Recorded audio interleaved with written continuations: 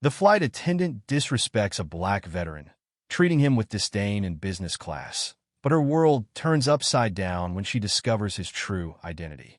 What happens when prejudice meets power? And how does a simple act of discrimination lead to a life-changing lesson?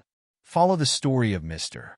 Robert Carter, whose quiet dignity masks an unexpected connection that will shake an entire airline to its core. Let's stick around to find out. But before we dive into the story, comment below where you're watching from today. If you enjoy this tale, don't forget to subscribe. The early morning sun cast long shadows across Robert Carter's bedroom as he carefully pressed his military uniform, his weathered hands moving with practiced precision. At 73, his movements had slowed, but the pride with which he handled his uniform remained unchanged. Each medal, each insignia told a story of sacrifice and courage from a war fought half a century ago. "You sure you want to wear that, Dad?" David Carter stood in the doorway, watching his father with a mixture of pride and concern. "It's just a flight to see James." Robert smiled, his dark eyes twinkling with determination. "Son, this uniform is part of who I am. James and I wore these colors together, fought together. It feels right to wear it when I finally see him again." David nodded, understanding the weight of the moment. What his father didn't know was that he had arranged something special for this journey. As the CEO of Carter Airlines, David had quietly upgraded his father's economy ticket to business class, wanting to ensure his comfort on the long flight to San Francisco. "At least let me drive you to the airport," David offered, picking up his father's carefully packed suitcase. "I may be old, but I'm not helpless," Robert chuckled, though he accepted the help with grace. The drive to the airport was filled with comfortable silence, broken only by Robert's occasional reminiscence about his time with James during the war. At the airport, the atmosphere shifted subtly as Robert walked through the terminal. His pristine uniform drew attention, some respectful, others less so. Young professionals hurrying to their gates paused to stare, while security personnel exchanged glances that spoke volumes about their assumptions. At the check-in counter, a young attendant named Sarah looked up from her computer screen, her professional smile faltering slightly as she processed Robert's appearance. "Good morning, sir. May I see your ticket and ID?" Robert handed over his documents with dignity, standing straight despite the arthritis that made his joints ache. Sarah's perfectly manicured fingers tapped at her keyboard, her brow furrowing in confusion. "There seems to be some confusion, sir. This shows you were booked in business class." Her tone carried an unmistakable note of skepticism. "Is there a problem?" Robert's voice was calm, carrying the same authority it had held when he commanded troops decades ago. Sarah shifted uncomfortably. "No, it's just unusual. Let me verify this." She made a show of double-checking the system, her actions suggesting she was looking for an error rather than confirming a reservation. Behind Robert, a line was forming. He could hear the impatient shuffling of feet, the barely concealed sighs. Yet he stood there, unmoving, his dignity intact. This wasn't the first time he'd faced such scrutiny, and he doubted it would be the last. Finally, after what seemed like an unnecessarily long verification process, Sarah printed his boarding pass. "Here you are, sir. Business class, seat 3A. Her tone suggested she still wasn't entirely convinced, but could find no reason to deny him. As Robert moved away from the counter, he caught fragments of whispered conversations. "In business class? Must be some mistake. How did he afford?" He walked through security with measured steps, his shoes clicking against the polished floor. The TSA agents treated him with a mixture of curiosity and suspicion, their extra thorough inspection of his medals and insignias barely disguised as standard procedure. Yet through it all, Robert maintained his composure. Each questioning look, each doubtful glance rolled off him like water off a duck's back. He'd faced far worse in his lifetime. In the jungles of Vietnam, in the streets of his hometown during the civil rights movement, in the countless small moments of prejudice that had peppered his life. As he settled into the business class lounge, Robert pulled out an old photograph from his wallet.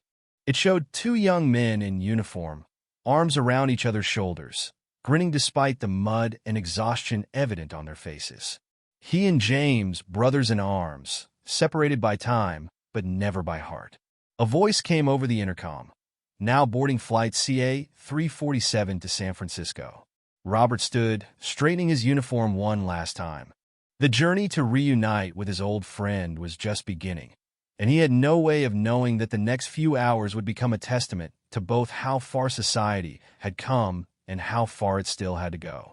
Little did anyone know that this elderly veteran in his pressed uniform was about to teach them all a lesson in dignity, respect, and the true meaning of class, one that went far beyond the seat assignment on his boarding pass. The business class cabin gleamed with luxury, all polished surfaces and soft leather seats. As Robert made his way down the aisle, he could feel the weight of stares from other passengers, some curious, others disapproving. He found his seat, 3A, and carefully stored his small carry-on bag in the overhead compartment, his movements deliberate despite his aging joints. Emma Matthews had been a flight attendant for 3 years, and she prided herself on knowing exactly what a business-class passenger looked like. The elderly black man in the military uniform didn't fit her mental image. She watched him settle into his seat, her perfectly made-up face betraying a hint of displeasure. "Excuse me, sir." Emma approached with an artificial smile, her voice carrying a patronizing tone. "Could I see your boarding pass?" "Just a routine check." Robert reached into his breast pocket and produced the document without comment. His expression remained neutral, but his eyes that had seen war, discrimination, and countless challenges, held a quiet dignity that made Emma shift uncomfortably. "Is there a problem?" he asked softly, noting how she scrutinized the boarding pass far longer than necessary. No problem," Emma replied, though her tone suggested otherwise. "It's just that we need to ensure everyone is in their correct, assigned seats." A businessman across the aisle looked up from his laptop, frowning at Emma's obvious implications. Robert simply nodded, his calm demeanor a sharp contrast to the flight attendant's barely concealed disdain.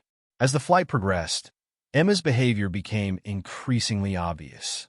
During the pre-flight drink service, she somehow managed to skip Robert's seat entirely. When he pressed the call button to request water, she took her time responding, first attending to other passengers who had called after him. "I apologize for the wait," she said, not sounding apologetic at all. "We've been quite busy." The cabin was half empty, and 2 other flight attendants were chatting near the galley. The businessman across the aisle, Michael Peterson, had been watching these interactions with growing irritation. A frequent flyer himself, he recognized the subtle discrimination playing out before him. During one of Emma's passes through the cabin, he caught her attention. "Excuse me," Michael said firmly, loud enough for nearby passengers to hear. "I couldn't help but notice that the gentleman in 3A hasn't received the same level of service as the rest of us. Is there a reason for that?" Emma's professional mask slipped for a moment, showing surprise at being called out. "I assure you, sir, all our passengers receive equal treatment." "Do they?" Michael pressed. "Because from where I'm sitting, it seems like assumptions are being made based on appearance rather than ticket class." The cabin grew quiet, other passengers now openly watching the exchange. Robert remained silent, his hands folded in his lap, his expression serene despite the tension surrounding him. Emma's face flushed. "Sir, I'm simply doing my job according to company protocol." "Then perhaps you should review that protocol," Michael suggested, "because I'm quite certain discrimination isn't part of it." Another passenger, an elderly woman in 4C, spoke up. "I've been watching too. It's shameful, really. This gentleman has shown nothing but patience and dignity while being treated like a second-class citizen." Emma retreated to the galley, visibly flustered. However, her subsequent behavior showed little improvement. She continued to provide minimal service to Robert, though now with a thin veneer of forced politeness. Throughout the flight, Robert maintained his composure, accepting the situation with a grace that spoke of long experience with such treatment. When another flight attendant, noticing the tension, offered to serve his section instead, he declined politely. "It's all right," he said quietly. Sometimes the best response to prejudice is to show them what true dignity looks like. As the flight progressed, other passengers began engaging Robert in conversation, perhaps trying to make up for Emma's behavior. He shared stories of his military service, speaking of brotherhood and sacrifice without a hint of bitterness. His words painted pictures of a time when the color of one's skin mattered less than the content of one's character, at least in the heat of battle.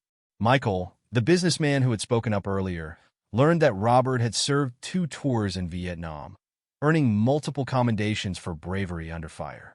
The elderly woman from 4C discovered that he had spent his post-military career as a high school teacher, inspiring generations of students to look beyond surface differences. Yet Emma remained unmoved, her prejudices seemingly too deeply ingrained to be affected by the obvious respect Robert commanded from other passengers. She couldn't know that her actions were about to lead to a revelation that would shake her worldview to its core. As the plane began its descent into San Francisco, Robert looked out the window, thinking of his upcoming reunion with James. The challenges of this flight were minor compared to what they had faced together, and he knew that soon, very soon, Emma would learn a valuable lesson about judging books by their covers. The plane touched down at San Francisco International Airport under a brilliant afternoon sun. As passengers began gathering their belongings, Emma maintained her professional distance from Robert, still unaware of the revelation that awaited her at the gate. As Robert stepped into the terminal, a distinguished-looking man in an airline executive uniform approached him with a warm smile. "Mr. Carter, welcome to San Francisco. I'm Thomas Chun, Regional Director of Operations. Your son David asked me to ensure you had a pleasant flight." He paused, noticing Emma hovering nearby, her face growing pale. "I trust everything was satisfactory?" The color drained from Emma's face as realization dawned. She stood frozen, her perfectly maintained composure cracking as the implications of Thomas's words sank in. Robert Carter, this man she had treated with such disdain, was the father of David Carter, the airline CEO and owner. "The flight was educational," Robert replied diplomatically, his eyes meeting Emma's for a brief moment. There was no triumph in his gaze, no satisfaction at her discomfort, only a gentle understanding that made her shame burn even deeper. Thomas looked confused by the tension in the air, but before he could inquire further, another voice called out across the terminal. "Bobby, you old war horse." Robert's face lit up with joy as he turned to see James Anderson, his old friend and fellow veteran, making his way through the crowd. Despite his own advanced age, James moved with purpose, his arms open wide. The 2 men embraced, their reunion drawing smiles from passing travelers. "Look at you," James laughed, stepping back to admire Robert's uniform. "Still fitting into your dress blues after all these years. Making the rest of us look bad." As the 2 old friends caught up, Emma stood rooted to the spot, overwhelmed by the magnitude of her misjudgment.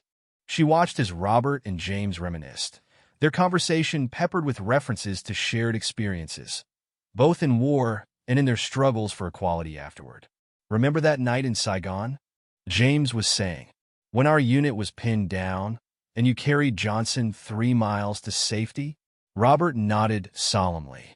"How could I forget? Color didn't matter much when bullets were flying. We were all brothers then."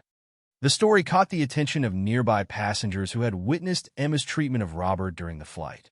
Their disapproving glances made her shrink further into herself. Meanwhile, in the airline's corporate offices, David Carter was already reviewing the incident. Security footage and passenger complaints had painted a clear picture of the discrimination his father had faced.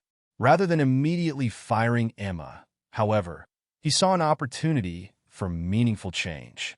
He called an emergency staff meeting, where he addressed the situation with measured calm. "My father," he began, "has faced discrimination his entire life. During the war, he fought for a country that didn't always fight for him. As a teacher, he educated children who sometimes didn't want to learn from him. Today, on one of our flights, he was reminded that despite all the progress we've made, we still have so far to go." The meeting room was silent as David continued. "But this isn't about punishment. It's about growth. It's about understanding that every person who steps onto our aircraft deserves respect, regardless of their appearance, age, or the color of their skin." Back at the terminal, Emma finally found the courage to approach Robert, who was still catching up with James. Her hands trembled as she spoke. Mr. Carter, I owe you an apology. My behavior was inexcusable. Robert turned to her, his expression gentle. You know, young lady, in my lifetime, I've received many apologies. Some sincere, others merely convenient. The real question is, what will you learn from this? Emma swallowed hard. I've learned that I had prejudices I didn't even realize I carried. I judged you without knowing anything about you. Your service, your sacrifices, your position. I was wrong, and I want to do better. James, who had been quietly observing, added, sometimes the hardest battles we fight are against our own preconceptions. As the day drew to a close, Robert and James headed off to continue their reunion, leaving behind a changed atmosphere in their wake. Emma returned to the airline's offices, where she would face consequences for her actions, not in the form of punishment, but through a comprehensive training program designed to address unconscious bias and promote genuine understanding. The incident would become a turning point, not just for Emma, but for the entire airline's approach to customer service and employee training. And Robert, true to his character, had turned another moment of discrimination into an opportunity for education and growth. 6 months after the incident, Carter Airlines' main training center buzzed with activity. The room was filled with flight attendants, ground staff, and airline personnel, all gathered for a revolutionary new training program titled Beyond First Class, Understanding True Service. At the podium stood Emma Matthews, transformed from the person she had been half a year ago. When I first met Mr. Robert Carter, she began, her voice steady but humble, I thought I knew exactly who belonged in business class. I was wrong, and more importantly, I was part of a bigger problem that we're here to address today. The audience listened intently as Emma shared her story. The training program, born from her encounter with Robert, had become a cornerstone of Carter Airlines' corporate culture. What started as a response to a single incident had evolved into a movement within the company. In the front row sat Robert Carter himself, alongside his son David. They had been invited as special guests for this particular session. Robert watched with quiet satisfaction as Emma continued her presentation, noting how far she had come from that day on the plane. True service, Emma explained, isn't about judging who deserves what. It's about recognizing the inherent dignity in every person who steps aboard our aircraft. Mr. Carter taught me that dignity isn't something that comes with a ticket class. It's something every human being carries within them. The training session included role-playing exercises, discussions about unconscious bias, and real-world scenarios. But the most powerful moment came when Robert was invited to speak. As he made his way to the podium, every person in the room stood in respect. When I wore this uniform in Vietnam, Robert began, touching his medals, I learned that courage comes in many forms. Sometimes it's charging into battle. Sometimes it's admitting our mistakes and choosing to grow from them. His eyes met Emma's, and she nodded in acknowledgement. The afternoon transformed into something more than a training session when David announced the inauguration of the Carter Veterans Initiative, a new program offering special services and support for traveling veterans, regardless of their ticket class. My father's experience reminded us that every passenger has a story, David addressed the audience. Today, we're not just changing policies, we're changing perspectives. The ceremony that followed was both a celebration and a commitment. Veterans from various conflicts were invited to share their stories. Among them was James Anderson, who had flown in specifically for the event. Bobby and I faced enemies in Vietnam. James spoke, his voice carrying years of wisdom. But the real battle has always been here at home. The battle against prejudice, against assumptions, against the small daily injustices that chip away at human dignity. Emma, who had once been the face of those injustices, now stood as a symbol of transformation. She had spent months working with diversity consultants, veterans groups, and civil rights organizations, turning her mistake into a mission for change. The program concluded with a powerful gesture. Each participant received a pin featuring an airplane wing intertwined with a military service ribbon, a reminder that respect and service go hand in hand. As the event wound down, Robert found himself surrounded by airline staff, each eager to share how his story had impacted them. Young flight attendants sought his advice. Veteran employees shared their own experiences, and even the most seasoned staff members admitted to learning valuable lessons. Emma approached Robert one last time, this time with confidence rather than shame. "Mr. Carter, when you first stepped onto my flight, I saw an elderly man in a uniform. Now I see a teacher who never stopped teaching, even when he wasn't in a classroom." Robert smiled warmly. "Sometimes the best lessons come from our most uncomfortable moments, Emma.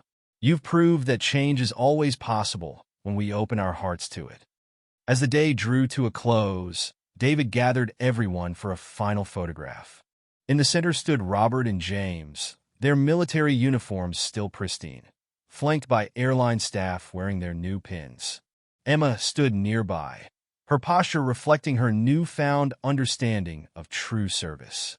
The story of Robert Carter's flight had transformed from a moment of discrimination into a catalyst for change. Carter Airlines had not only addressed a single incident, but had committed to fostering a culture of respect that would influence the entire industry. As Robert prepared to leave, he paused to look at the new training center motto, now prominently displayed on the wall. "Dignity is our first class." Below it hung a framed photograph of him in his uniform, a reminder that sometimes the most powerful lessons come from the most unexpected teachers. The end of this story marked the beginning of a new chapter, not just for Carter Airlines, but for everyone who would hear Robert's story and learn from it.